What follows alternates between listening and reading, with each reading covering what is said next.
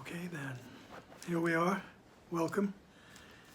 All right, let's get to this. This is session number 135 of Kevin Reads A Course in Miracles. Okay, that's out of the way. We are in chapter 17, entitled Forgiveness and the Holy Relationship. And we are in section 2. It's called The Forgiven World, on page 352. Right? In the last chapter, Jesus was concerned with special relationships, things that we place like idols instead of God. All right, all of a sudden we think we left the oneness. Now we have imagined needs, and we go outside the mind for these imagined needs, and we create relationships, be it with people, places, or things, or ideologies, or whatever.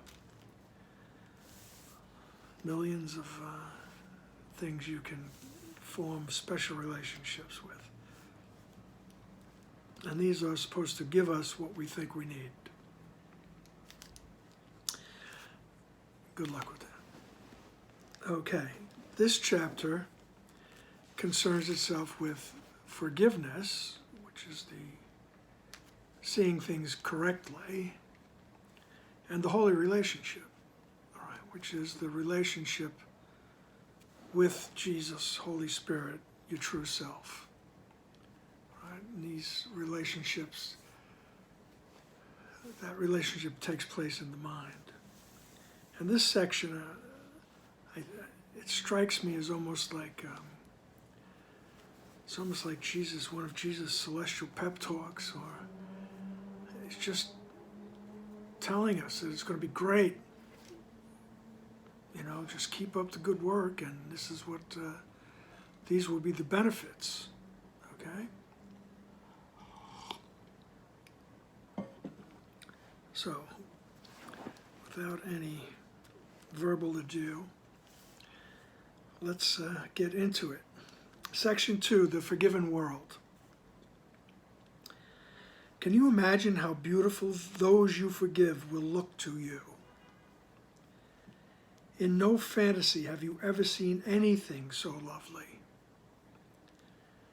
Nothing you see here, sleeping or waking, comes near to such loveliness, and nothing will you value like unto this, nor hold so dear.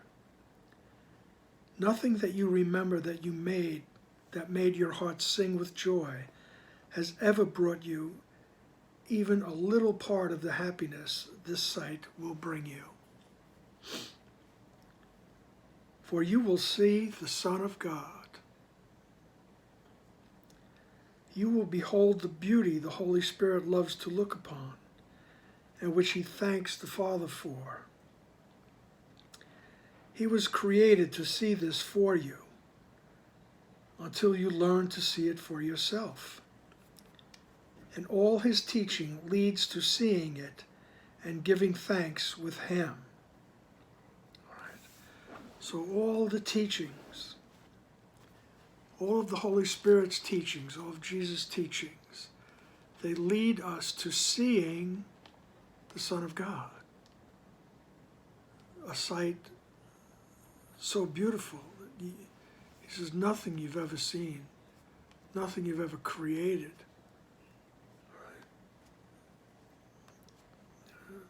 Nothing that you remember that made your heart sing with joy has ever brought you even a little part of the happiness that this sight will bring you. All right. He says, can you imagine how beautiful those you forgive will look to you?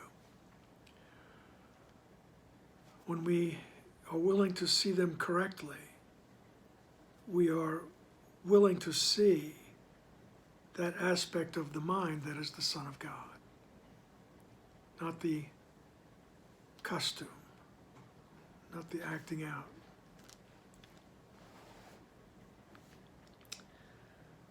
Okay? Nothing you see here, sleeping or waking, comes near to such loveliness. Right? For you will see the Son of God. That's when we have totally forgiven. We have totally had our perspective changed. Right? You will behold the beauty the Holy Spirit loves to look upon, and which he thanks the Father for. So we get in touch with the Holy Spirit in our mind, and we will see what he's been looking at. What he sees and what he thanks the Father for. Right? That magnificent beauty. Right? He was created to see this for you. Right? Remember, these are metaphors. Right? So the Holy Spirit, we contact the Holy Spirit because the Holy Spirit is there to help us see, because he sees for us. He was created to see this for you until you learned to see it for yourself. Right? Until we learn to see the forgiven world. Right? And we do that by bringing everything we think is true, bring it to that quiet space within, all right, and have it retranslated. Right? All his teachings lead to seeing it and giving thanks with him. So right, every time we go inside and we ask, help me to see this, help me to see it. All right? What does peace look like? What does love look like? All right? Or as Ken would say, can you say help? All right? The words matter very little, all right, if anything at all, because the Holy Spirit knows the intention of the heart. All right, if I'm willing to see the situation differently, all right, he will teach me, he'll show me a different interpretation. And all these teachings lead to seeing it, the Son of God.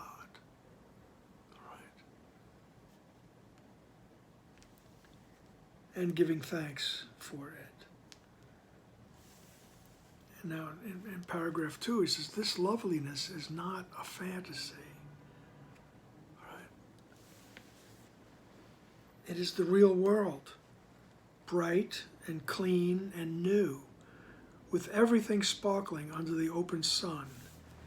Nothing is hidden here, for everything has been forgiven.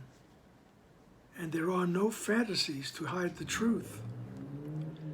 The bridge between that world and this is so little and so easy to cross that you could not believe it is the meeting place of worlds so different. Yet this little bridge is the strongest thing that touches on this world at all.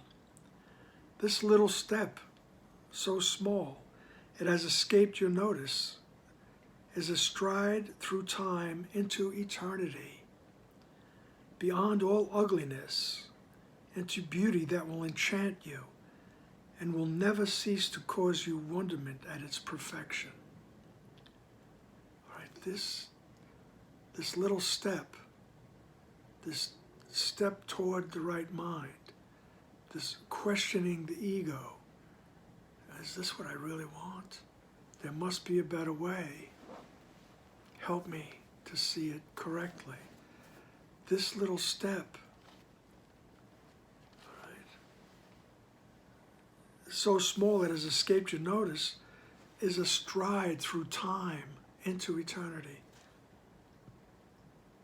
We enter eternity, which is beyond all ugliness, into beauty that will enchant you and will never cease to cause you wonderment at its perfection. Right. And he says the bridge to this world is so little and so easy to cross That's what I mean by Jesus is giving this celestial pep talk here. And he's telling you, this is not a fantasy. I'm not making this stuff up, he says. All right? You're going to be amazed, beyond amazement. It will never cease to cause you wonder at what you experience when we cross that bridge. When we cross that bridge forever. All right? In the meantime, we practice bringing everything, bringing all our fantasies, all our, even, I mean, we don't know the fantasies, but, you know, everything, question everything, bring it to the Holy Spirit and just ask for clarity. I want to see correctly. Right? And he says, this will bring you to the real world. All right, this world, it'll look like this world, right, temporarily. Only thing is, everything will be sparkling. Everything will be clean and new. Everything in it, everybody in it, right, will be seen differently. Will be seen through the eyes of this wonderment. Right? Will be seen through the eyes of the Son of God. You will be seeing what the Holy Spirit has taught you to see. Right? Because everything in this real world has been forgiven. In other words, we've had our perception corrected. There are no sins, there is no more guilt. Everything has been forgiven. We have our perceptions changed. That's what the forgiveness is. And we see correctly. Right? Nothing is hidden. And everything has been forgiven, and there are no fantasies to hide the truth. All right? The truth of who you are. The truth is that you never separated from God. And there are no fantasies to hide that. All right?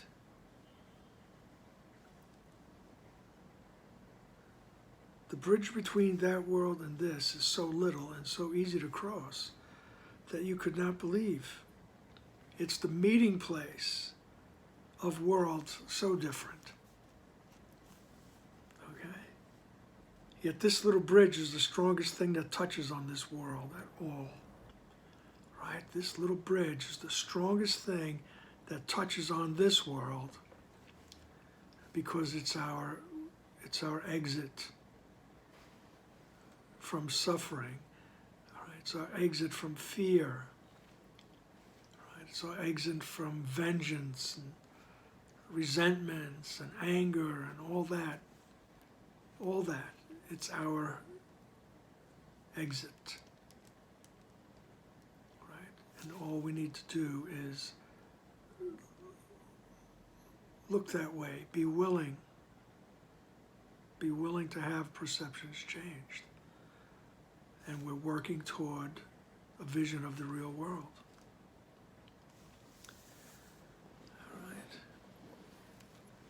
And just to repeat, because I think the images and the writing is so beautiful. This little step, so small it has escaped your notice, is a stride through time into eternity. Beyond all ugliness, into the beauty that will enchant you and will never cease to cause you wonderment at its perfection. Paragraph 3. This step, the smallest ever taken, is still the greatest accomplishment of all in God's plan of the atonement.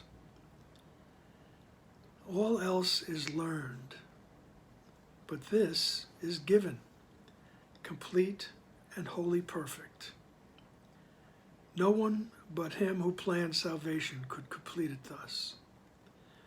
The real world, in its loveliness, you learn to reach. Fantasies are all undone, and no one and nothing remains still bound by them.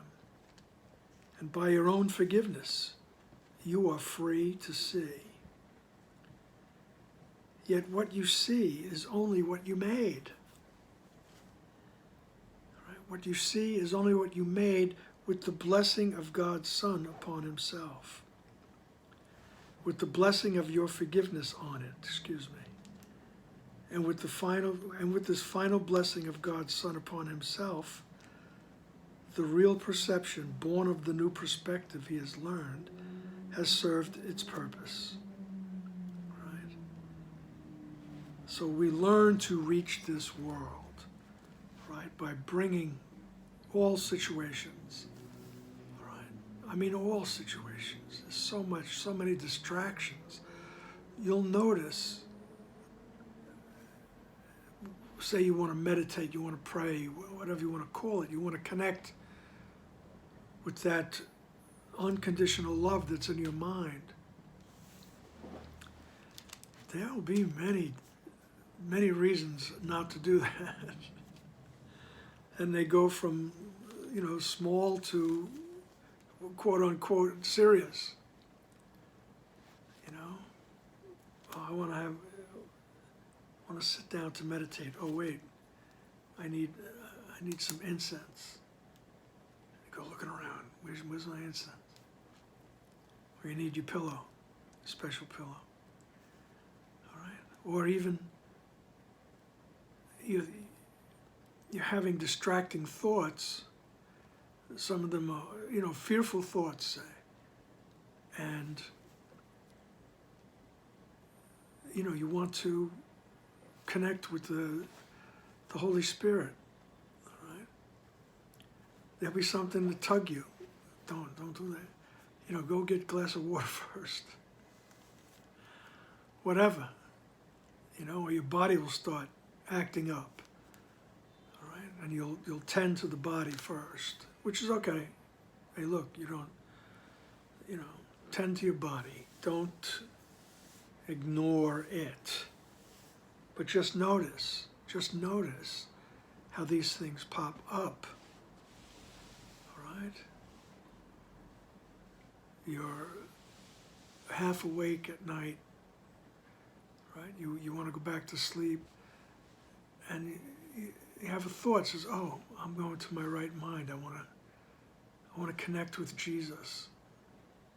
I just ask him to guide my thoughts." Next thing you know, you'll be thinking of what you're going to do the next day, or what happened yesterday. You're trying to. You feel bad about it. Oh my goodness, all these things. Just notice these things when they come up. Just notice. Don't judge yourself for it.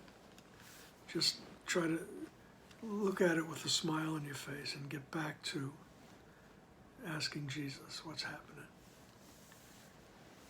All right. The step the smallest ever taken is still the greatest accomplishment of all in God's plan of atonement. Right? Just to question the ego, that's a small step. Maybe this is not right. Maybe there's a better way. Let me go inside. Help me to find this better way. Because that's the smallest step ever taken. And yet it's a great accomplishment. Everything else is learned, right? God's plan, it's a great accomplishment in God's plan of atonement, which is, God's plan of atonement is you're innocent, you never left.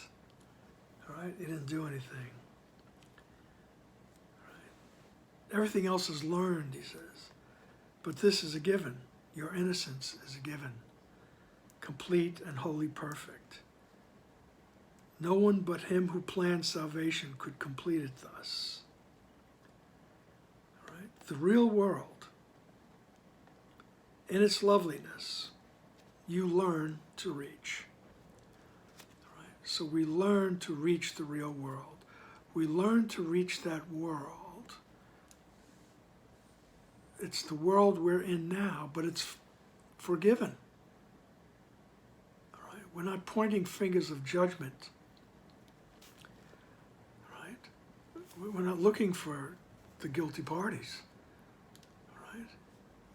Our perception of the world has changed. All right?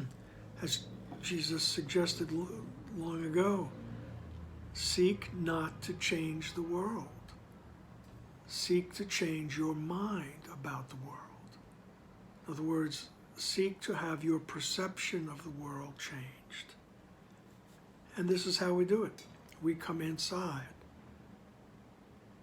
and we say, help me to see correctly. And, you know, I know I say that a billion times.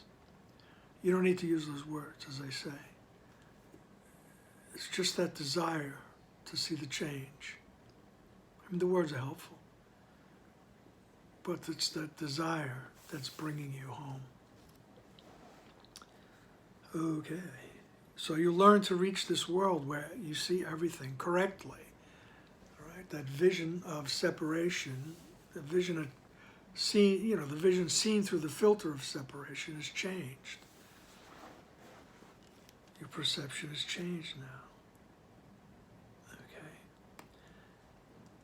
And then he says, so what you see is only what you made, which is the world and the universe and everything that's entailed in that. Right? So what you see is only what you made, but we see it with the blessing of your forgiveness on it. There's no judgments left. And with this final blessing of God's Son upon himself, right, you never left, you're innocent. And with that, the real perception, born of the new perspective he has learned, has served its purpose, which is awakening. And there you are, awakened. All right. Paragraph 4. The stars will disappear in light, and the sun that opened up the world to beauty will vanish. Perception will be meaningless when it has been perfected, for everything that has been used for learning will have no function. Nothing will ever change. No shifts, no shadings, no differences, no variations that made the perception possible will still occur. The perception of the real world will be so short that you will barely have time to thank God for it. For God will take the last step swiftly when you have reached the real world and have been made ready for Him. All right? And this is what we're afraid of. All right? This is what Ram Dass referred to, the scary part of the spiritual journey. All right? Everything in this world, all right? Everything that we use to get back to true perception will disappear. Once we have reached that forgiven world, the real world, all right? And when Jesus says it won't last that long, remember, you know, Jesus and time, you know, so don't worry about it, okay? All right, nobody goes poof, as Ken says, all right? But this is what he's telling you. Everything that we made, this entire world, entire universe, will disappear. The stars will disappear in the light. The sun that opened up the world to beauty will vanish. Right? Perception will be meaningless when it has been perfected. Right? When there's no more need for perception. When we have corrected our perception, we have learned. Right? There'll be no more need for it. It will be meaningless. There's no need for perception in heaven, so to speak.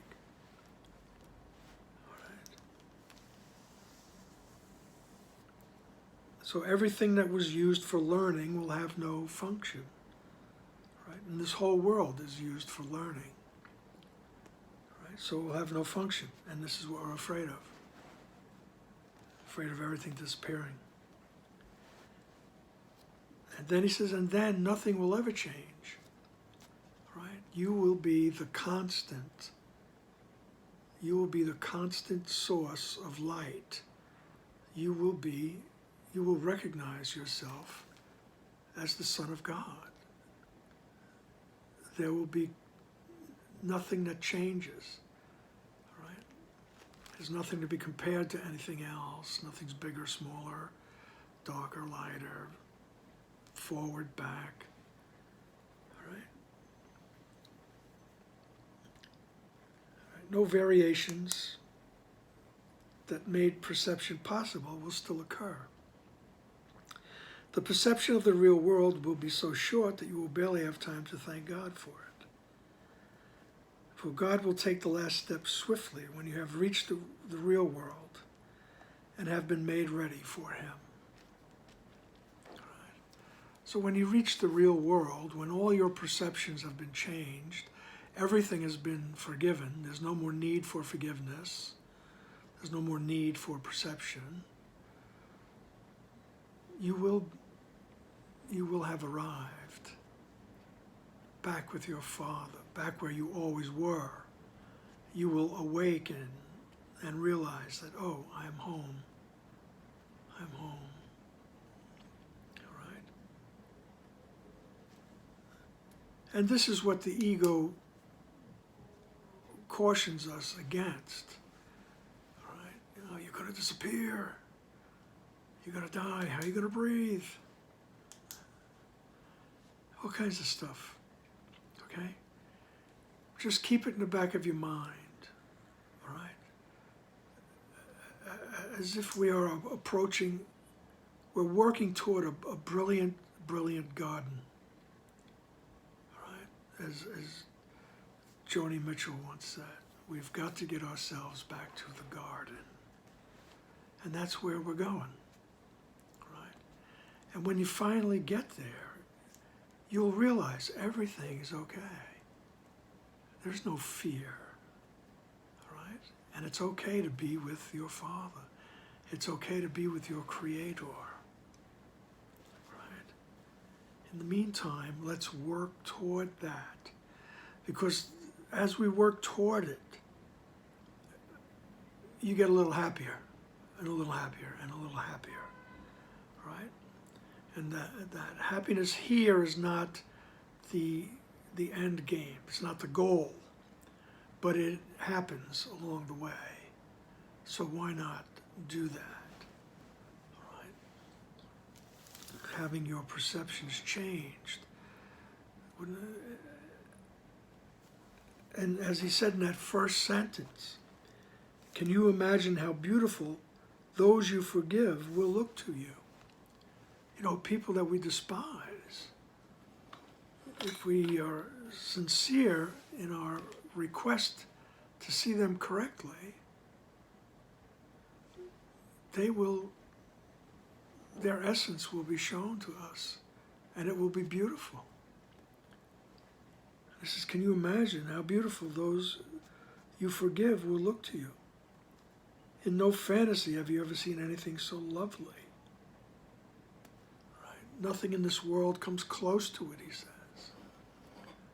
So why not do that? You know? Holding on to the resentment is holding on to the fantasy. And nobody's judging you for it. Nobody's judging me for it. It's just, you'd feel better if you let it go. Right? Had your perception changed. All right? So, paragraph 5. The real world is attained simply by the complete forgiveness of the old. The world you see without forgiveness. The great transformer of perception will undertake with you the the careful searching of the mind that made this world and uncover to you the seeming reasons for your making it. In the light of the real reason that he brings, as you follow him, he will show you that there is no reason here at all. Right? Each spot his reason touches grows alive with beauty. And what seemed ugly in the darkness of your lack of reason is suddenly released to loveliness. Not even the Son of God made, not even what the Son of God made in insanity could be without a hidden spark of beauty that gentleness could release. Right? Everything that we have miscreated in this world has that spark of beauty in it that gentleness will release. And you can equate the gentleness with forgiveness, with seeing correctly. The forgiveness, remember, is stopping the projection of guilt and asking to be seen, to see it correctly. Right? And he says the real world, with that beautiful experience that we have, at one point Jesus refers to you're on the lawns of heaven. All right? So the real world is attained simply by complete forgiveness of the old. All right? I have completely changed my perception of this world. All right? Through the practice. And with practice it becomes easier. Right? It becomes quicker. Okay? Right. The great transformer of perception will undertake with you. All right? Now this is the Holy Spirit, the image of Jesus. All right? They will take this journey with you. All right? And they will undertake with you the careful searching of the mind that made this world. We will search our mind for all those thoughts of separation and uncover to you the seeming reasons for your making it.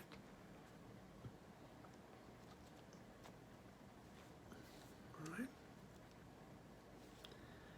And we'll see the reasons why we did that.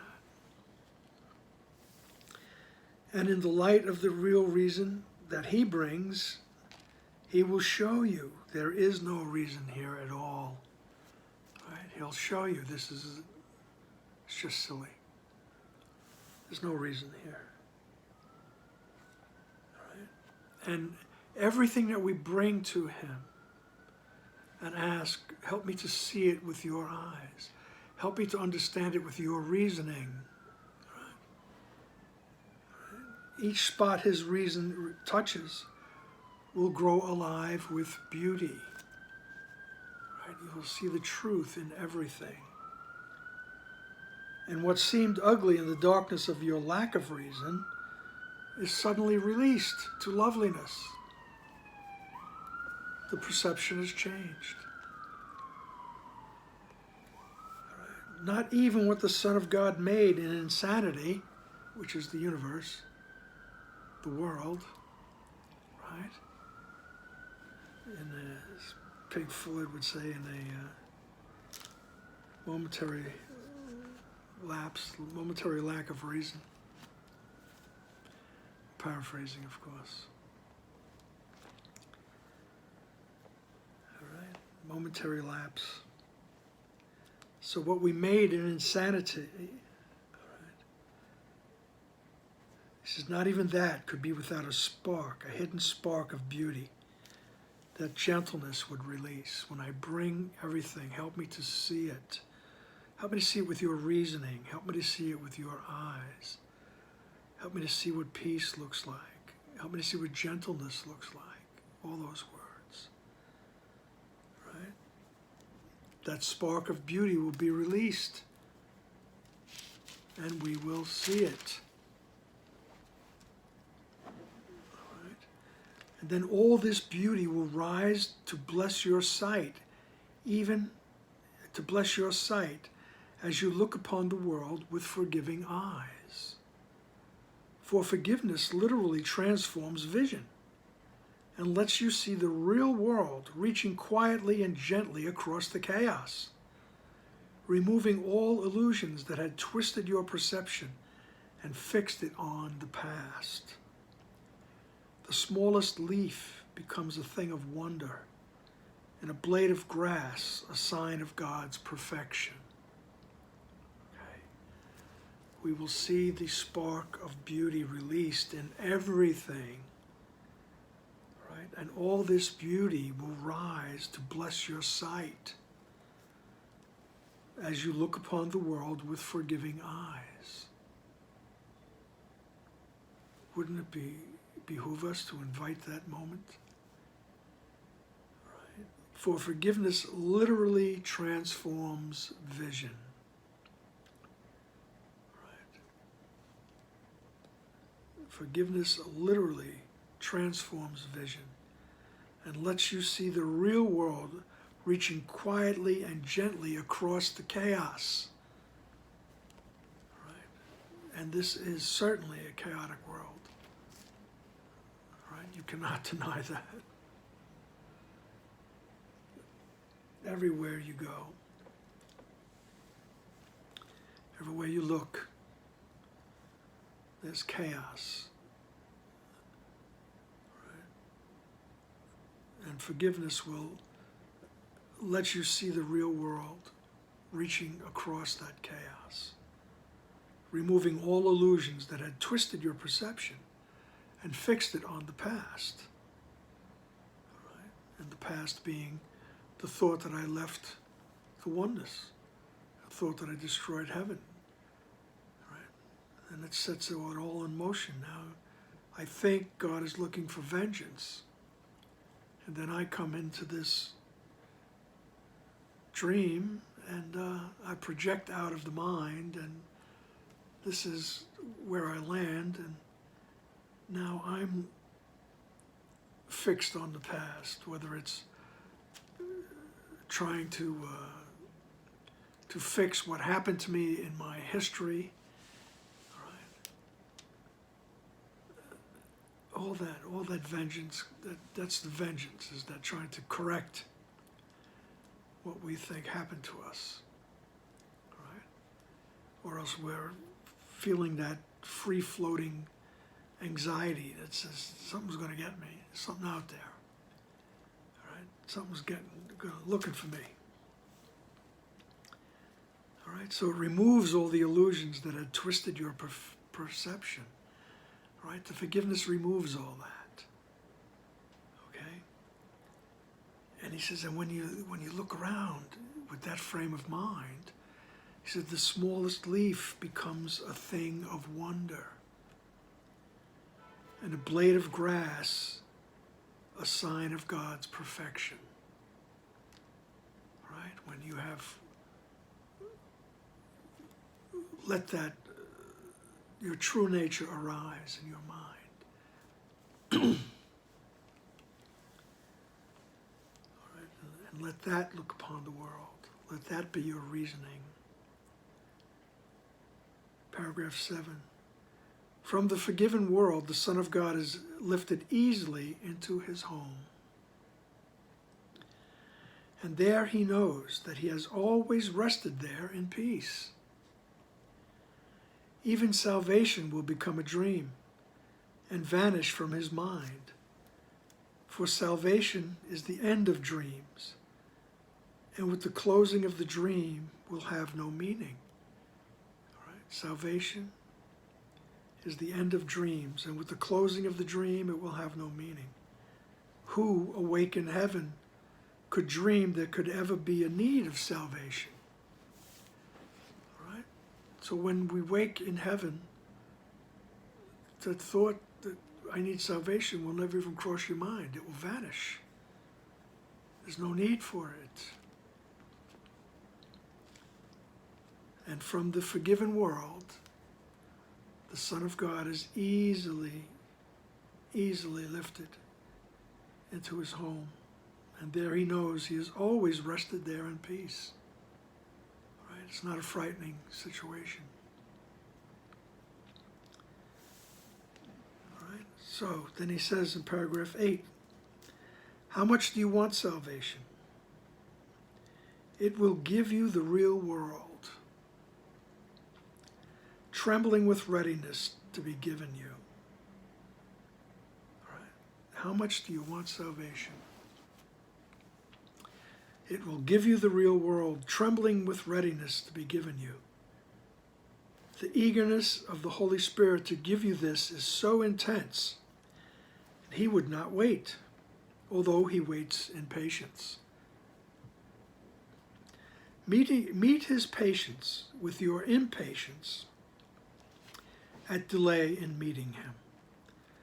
Go out in gladness to meet your Redeemer and walk with him in trust out of this world and into the real world of beauty and forgiveness. All right? He's telling us that the Holy Spirit is impatient. He wants you to have this perception, but he waits in patience. All right? And then Jesus uses one of those sentences that make you stop and think. You have to figure it out. He says, meet his patience, the Holy Spirit's patience, meet it with your impatience at delay in meeting him. So you're impatient, you don't want to delay in meeting him. Right? He says, meet his patience with your impatience at delay. All right? And then he says, go out in gladness to meet your Redeemer. And walk with him in trust out of this world and into the real world of beauty and forgiveness. Right.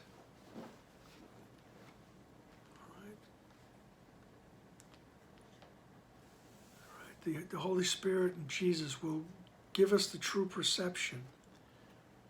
Right. And we'll be able to see the other. Truly, we're able to see the spark of beauty in them. We will see the Son of God. Okay? And then go out in gladness, he says. Walk with him in trust out of this world into the real world of beauty and forgiveness. Right? All righty then. It's rather kind of a short session, but it's so beautiful and it's real, he says. It's not a fantasy. Okay? He says the real world, this loveliness is not a fantasy, he's telling us. Right? Remember, he's telling this to Helen Schuckman, and he's telling it to us through her. Right? He says, I'm not telling you fairy tales. You are going to see the world transformed into such beauty you can't imagine it. Right? Every leaf, right? Everything in the world will show you the beauty if we just come inside and are willing to have our perceptions changed. Okay? All righty then. That's a good place to stop. Otherwise, I'll go on and on. All right then. Thank you for being here, and we'll see you again soon.